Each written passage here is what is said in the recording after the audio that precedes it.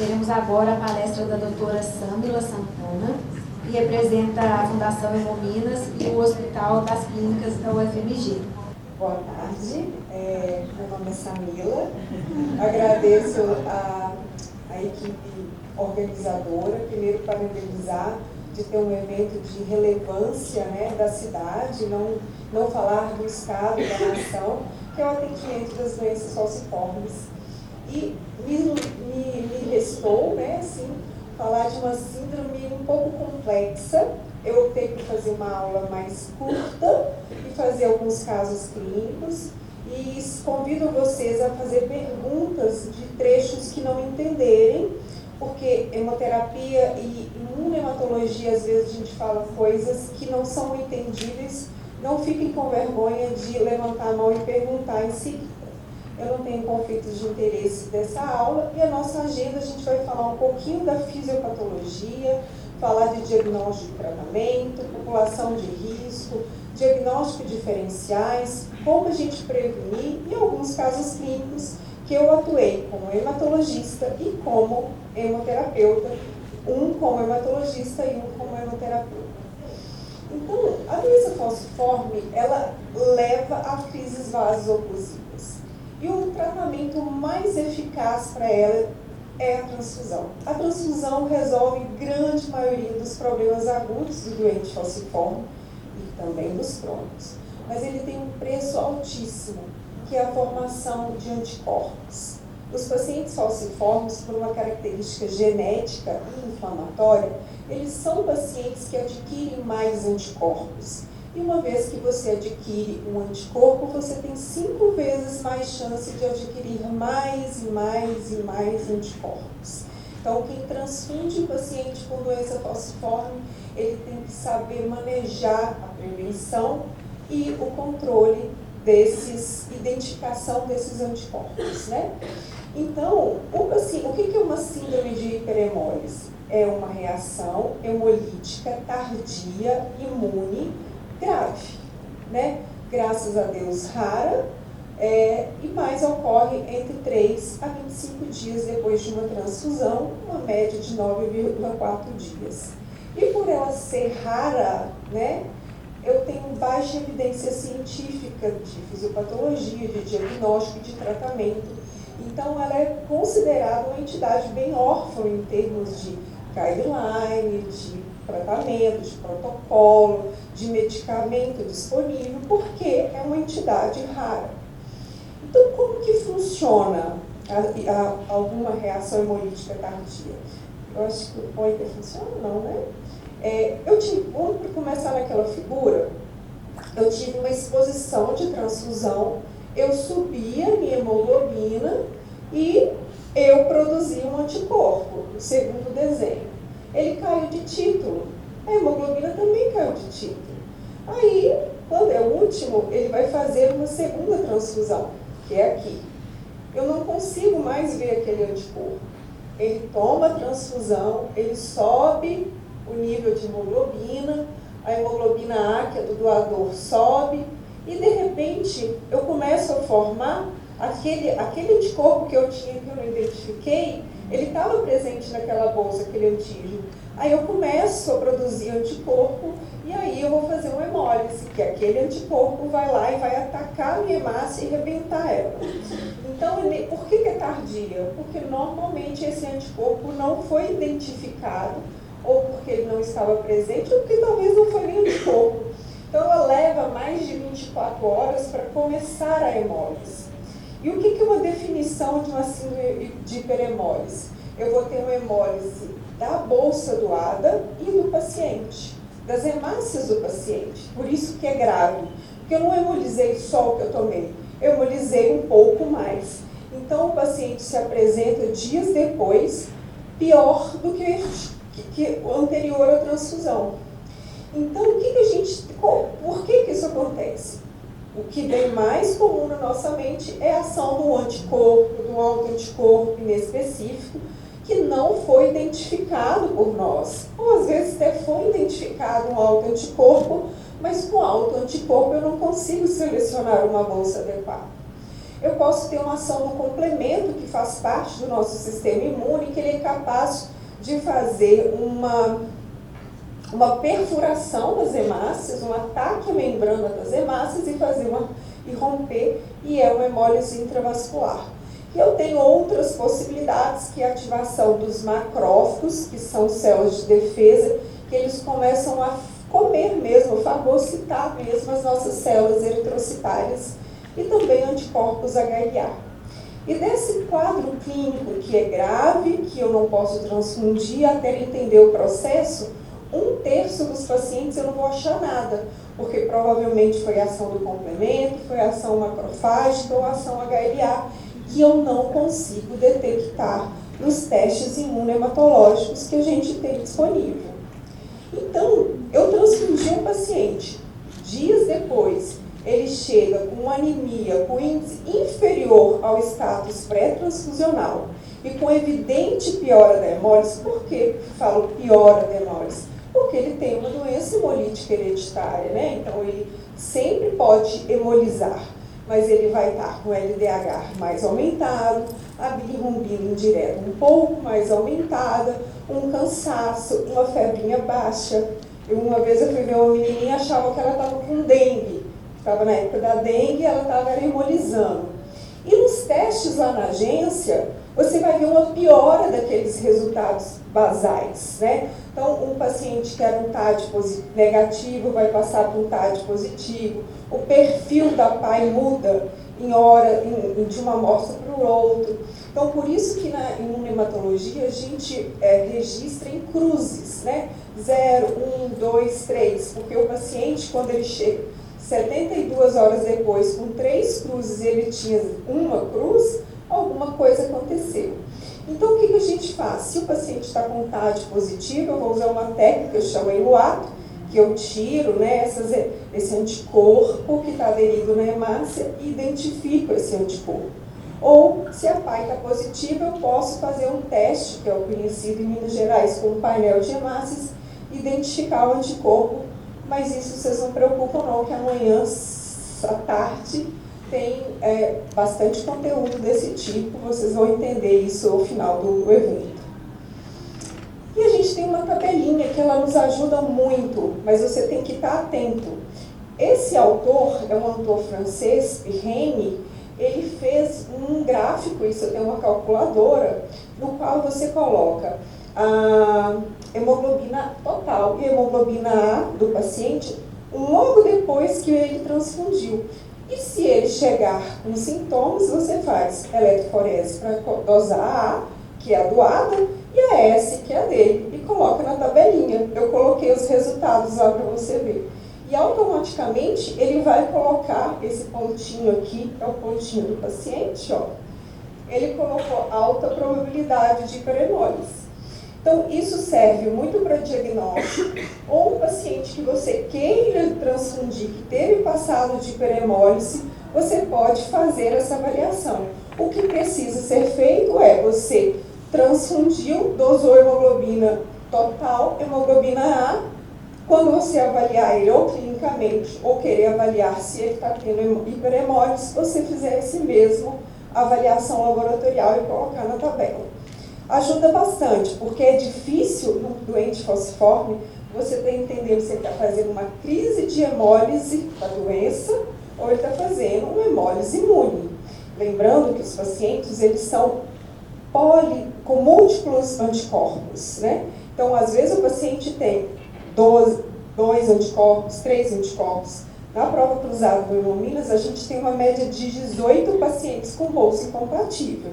Então, se você pega um paciente com esse perfil e que faz uma crise de hiperhemólise, você vai olhar aquele teste e vai falar assim, meu Deus, o que está acontecendo? Então, é importante esse valor para você diferenciar da hemólise do paciente da hemólise imune.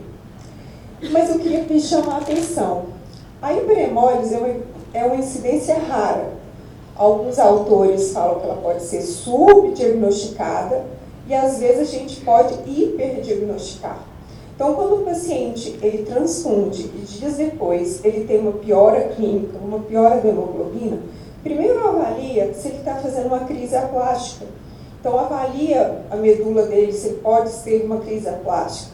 Ele sequestro esplênico hepático, se ele está tendo algum sangramento. Então, sempre avaliar se a piora da hemoglobina pode ter sido por outras causas sem ser hemólise. E aí a gente vai tratar o paciente, né? Primeiro ponto é a gente vai suspender a transfusão. Se você está pensando que o paciente está tendo uma hemólise por uma transfusão inadequada, a melhor coisa que tem a fazer para a transfusão, comunica a agência transfusional, porque se você não comunicar a agência transfusional, você não vai ter ajuda específica.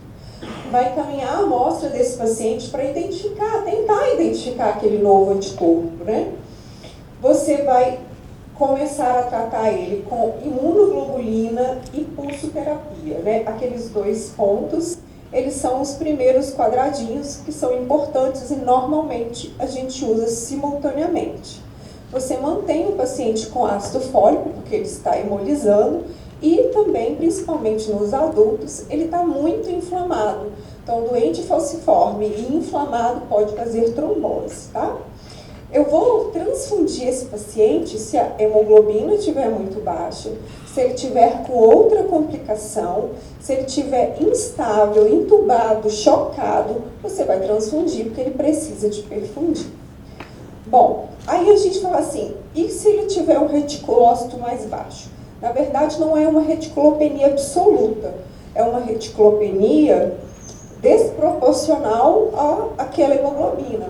Você vai suspender o hidreia, porque o hidreia estimula a hemoglobina F do doente falciforme, mas lembrando que ele é um citoredutor que é usado nas mieloproliferações. Então, em casos agudos, a gente suspende o medicamento por hepatotoxicidade, por nefrotoxicidade e por toxicidade que ele pode fazer na medula. E você pode usar eritropoetina. Agora, dando uma dica de especialista, que eu trato outros pacientes com anemia hemolítica, se você for fazer eritropoetina no seu paciente, anemia hemolítica, autoimune, ou anemia hiperhemólise, faça medula. Porque se o paciente não complicar, você vai ficar com dúvida se você complicou o seu paciente com o EPREX. Porque o EPREX faz a aplasia pura da série vermelha, e às vezes você vai ter uma surpresa que eu vou mostrar no slide a seguir. Então, se for fazer eritropoetina, faça um mielograma. Esses pacientes podem ficar graves e fazer necrose de medula, que é uma entidade super grave. E, se possível, se for transfundir e tiver um aura anticorpo relacionado, rituximab deve ser utilizado. Você está vendo que eu estou trabalhando num lugar chiquérrimo, né, gente? Imunoglobulina, rituximab. Você vai ver os próximos slides ainda, que eu continuo mais chique ainda, né? Mas a gente vai falar da realidade também, tá? Bom, e se falhar, né? E se falhar tudo? Se não for anticorpo? Então, quem deve estar relacionado a essa atividade é o complemento. Então, o complemento, ele não é anticorpo, é outra categoria. Então, não adianta eu fazer imunoglobulina, que vai opcionizar, não vai fazer eu fazer metil, não vai ajudar, eu tenho que fazer anticomplemento. O eculizumab é uma das drogas mais caras do Brasil, já foi do mundo, mas é essa alternativa, né? A dose de 900 mg D1, D7, né? Ela, como todo anticomplemento proximal e terminal, você tem risco de meningococcemia. O paciente agudo não vai vacinar, então a gente tem que fazer antibiótico terapia para ele. E aí, uma das piores coisas da medicina, da hematologia, que também encontro muito, isso é um mielograma que eu fiz, é quando o paciente é refratário porque os macrófagos estão comendo o eritrócito dele. Então, vou colocar só uma célula, porque é uma célula feia de ver. Vou deixar que eu pego aqui, ó. Isso aqui é a célula de defesa e esse aqui são as células precursoras Obrigada. São as células precursoras. Isso é uma entidade que tem mortalidade no nosso HC lá de 75%. Então, se você tem um paciente que a atividade dele, de hiperhemólise dele, é por macrófago, alguma síndrome de hemofagocitose, você tem um problema sério, né? A gente pode perguntar o que faz nisso, mas a droga que é recomendada é o tocilizumab, que é liberado no Brasil para artrite reumatoide e para CAR-T. Vamos ver que é outro mundo não ideal, principalmente para a gente que trabalha no SUS. Mas, quando eu falei, quando tiver reticulopenia, fazer mielograma, porque se eu tiver uma síndrome hemofagocítica, ela vai fazer reticulopenia. Então, eu avalio essa complicação de uma vez. Então, eu olho necrose, eu olho reticulopenia, eu posso encontrar uma figura dessa. E quem é esse grupo de risco? Todo mundo pensa que o grupo de risco é o paciente que transfunde muito. Não é o paciente que transfunde muito. É o paciente que transfunde às vezes. Ele transfunde, faz um anticorpo, o título cai, ele aparece, eu volto. Então, esse paciente é o paciente com uma doença falciforme, às vezes boazinha, que não tem complicação crônica, que vai lá tirar uma vesícula e vai, acontecer, né?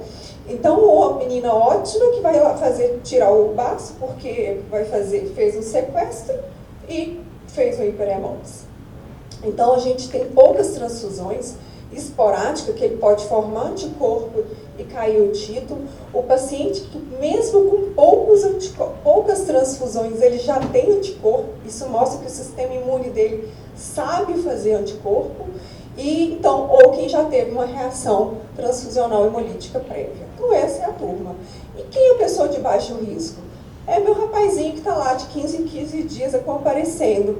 Porque de 15 em 15 dias eu avalio novos anticorpos, eu faço painel de hemácia, eu tenho um protocolo de investigação de novos anticorpos. Então, esse menino, a chance de eu não pegar um anticorpo novo, por exemplo, na fundação, que a gente tem um protocolo de identificação de anticorpos de paciente que já possui anticorpos, ele é um paciente de baixo risco. E o que a gente pode prevenir, então? Então, quando aquele paciente chegar esporádico, né, primeiro a gente reconhecer quem é. Então, o paciente transfunde só na cirurgia. Lá o pessoal do ambulatório fica bravo comigo. Chega uma reserva cirúrgica, a última vez que transfundiu foi há 10 anos atrás. Eu cancelo a transfusão, identifico o anticorpo, quando o resultado fica pronto que eu libero. Então, é um paciente que é esporádico, ele tem que fazer um protocolo de avaliar. Transfundiu o esporádico, 30 a 90 dias, vamos ver se ele formou anticorpo, vamos atualizar para ver se está tudo certinho. Então, os pacientes esporádicos, eles têm que ser uma avaliação pré e pós aquele procedimento, e os pacientes que fazem cronicamente, eles têm que ter um protocolo, como na prova cruzada da Fundação tem, de investigação de novos anticorpos de paciente que já tinha anticorpo. Por que essa fala é longa? Porque quando você usa PAI, ela é positiva ou negativa. Se ela é positiva, tem 1, 2, 3, 4 anticorpos, eu não sei. Então, eu sempre preciso de testes adicionais para avaliar se tem novos anticorpos. Tecnologia de genotipagem, porque os pacientes falciformes, até 30%, ele pode ter uma característica que é lida como positiva, mas geneticamente ele ser diferente. Então, ele toma uma bolsa positiva e faz anticorpo. Então, isso é uma tecnologia que é fundamental para prevenir anticorpos em pacientes com doença falciforme. E para prevenção secundária, né? Se o paciente realmente precisar muito de transfusão, ele deveria o quê? Fazer o rituximab pré-transfusão e, se possível, avaliar agora, né, que é possível, fazer o transplante de medula sem preparo com hemoglobina, né, pré-transfusional. É um desafio para o transplantador, mas essa é a recomendação. Então, vou falar rapidamente dos casos clínicos, para a gente abrir para a discussão. Essa é uma paciente de 34 anos, feminina, que teve uma gestação em 2014, que teve que fazer um aborto terapêutico porque ela teve uma complicação grave. O fenótipo dela não era tão difícil, não é grande, um QEL, um KID-B. Existem 365 antígenos, a gente só faz 11 sistemas, porque quanto mais eu compatibilizo, mais ficando difícil a transfusão. Então, essa paciente na segunda gestação, ela foi admitida em crise álgica com 16 semanas, foi feito algumas transfusões, mas ela teve uma piora clínica significativa significativa, foi entubada, fez um aborto terapêutico e um relato de reticulopenia, fez corticoide, porque o hospital que ela tinha era isso que tinha, e a grande maioria dos hospitais que a gente consegue fazer é isso. Não havia imunoglobulina, não havia eritropoetina, não havia rituximab. Hospital de porte intermediário não tem, que é a maioria também. Ela foi encaminhada para o hospital que eu trabalho, e estava entubada no suporte, ela chegou com 4,7, eu a conheci com hemoglobina de 3 e com um baço de 7 centímetros. Eu falei, o que esse baço o fígado está fazendo aqui? E ela tinha passado de esplenectomia. E aí, a gente já tinha, que o anticorpo novo dela era um anti-KPA, e ela tinha uma síndrome de hiperemólise por um anti-KPA. Será que ela tinha um sequestro hepático? Porque caiu muito. Aí, falei assim, não, nós vamos transfundir, porque eu acho que essa moça não tem só uma hiperemólise. Ela está entubada, não estava mais chocada, mas longe de ser uma paciente estável. A gente começou a imunoglobulina, o plantão do CTI tinha tirado o corticoide, a gente voltou, colocou suporte, fez uma bolsa compatível, a gente fez 130 ml, só um tiquinho, e no outro dia a gente fez mais 120. A gente pega uma bolsa e divide ela em duas, tá? E a gente faz, após a imunoglobulina, para essa imunoglobulina fazer uma opsonização nessa hemácia e passar tranquila, não fazer nenhuma hemólise.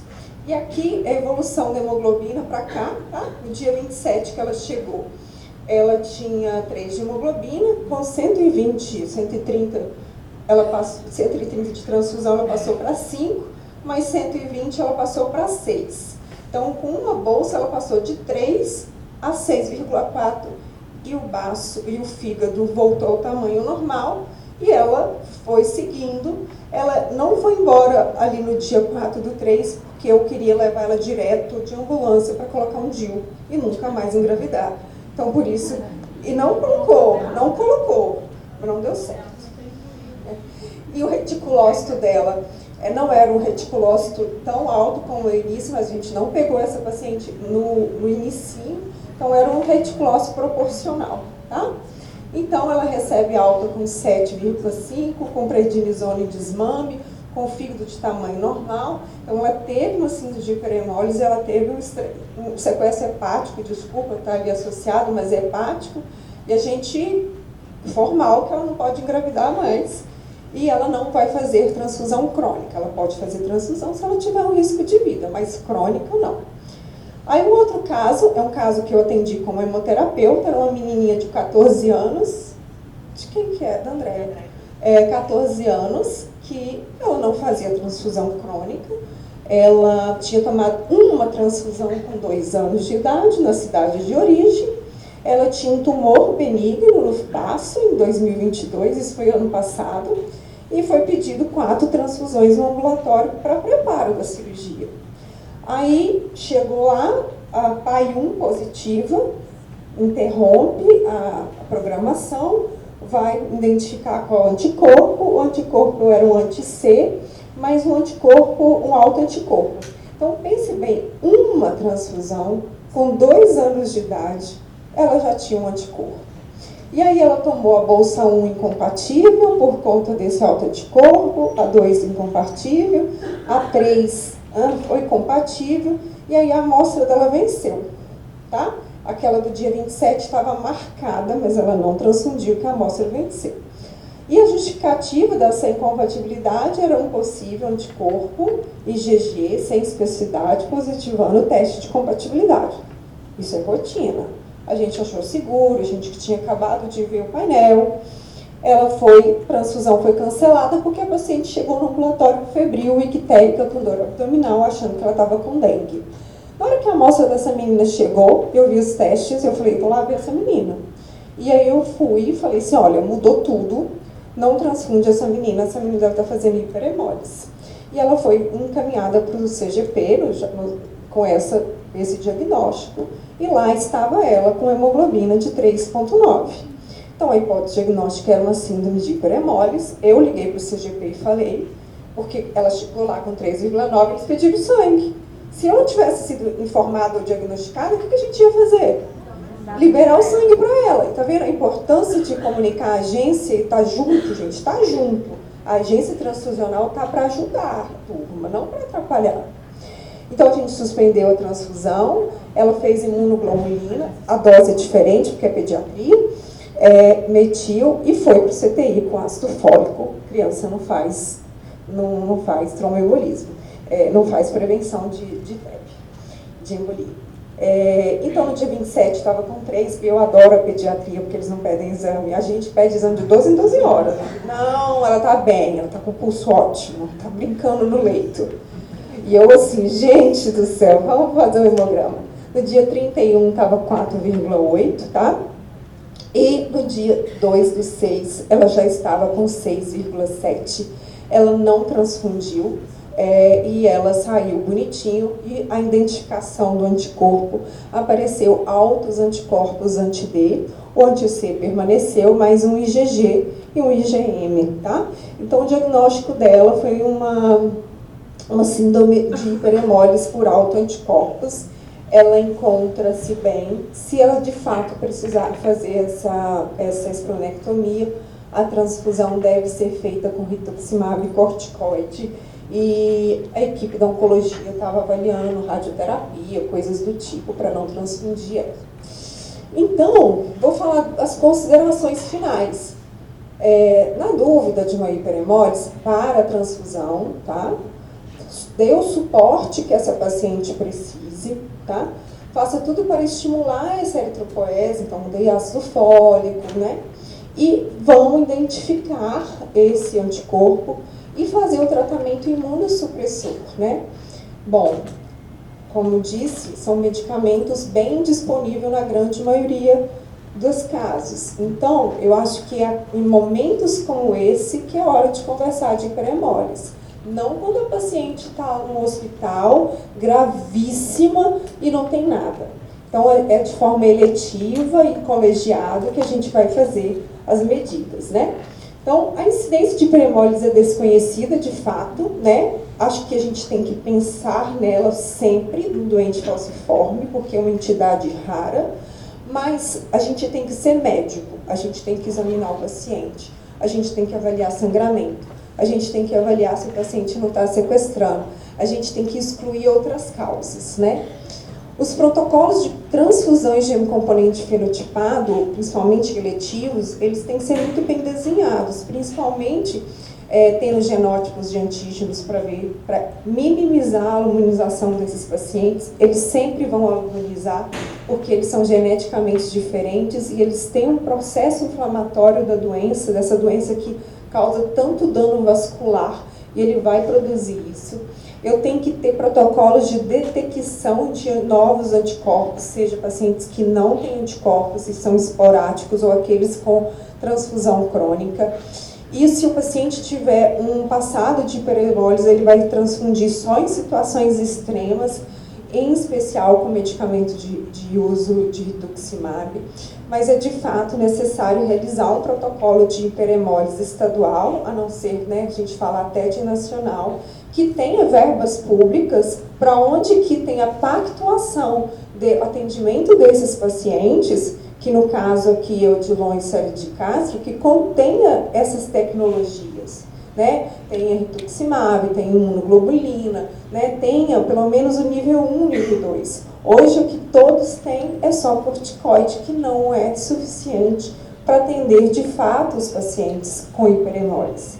Então fica aqui um convite para quem está aqui começar a conversar sobre esse protocolo estadual de hiperemólise enquanto a gente não tem hiperemólise, porque quando tiver está tudo pactuado.